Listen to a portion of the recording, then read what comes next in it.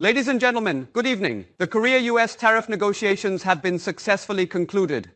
Tariffs have jumped from 0% under the free trade system to 15%, 5% higher than previously expected levels. South Korea will invest $350 billion, about 487 trillion won, in the US. Analysts say South Korea has fared well compared to US demands and Japan's example.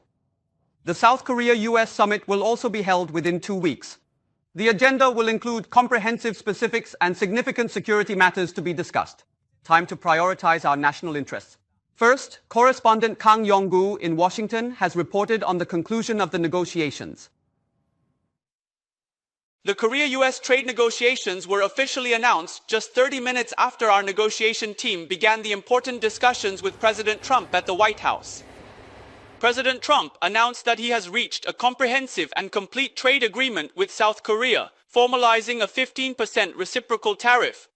The automobile tariff, which was 25%, has also been lowered to 15%, and South Korea secured most favored nation treatment for semiconductors and pharmaceuticals. Our companies, which have long been plagued by uncertainty and challenges, can now compete in the U.S. market on equal or even better terms than foreign firms. After intense negotiations, South Korea decided to invest $350 billion, about 487 trillion won, in the United States. Of this, $150 billion is a shipbuilding cooperation fund, which is the U.S.'s main area of interest, while the rest will be invested strategically in semiconductors, nuclear power, and critical minerals.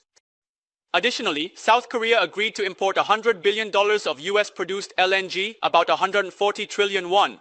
Even though there was considerable attention, the rice and beef markets will stay closed to further access.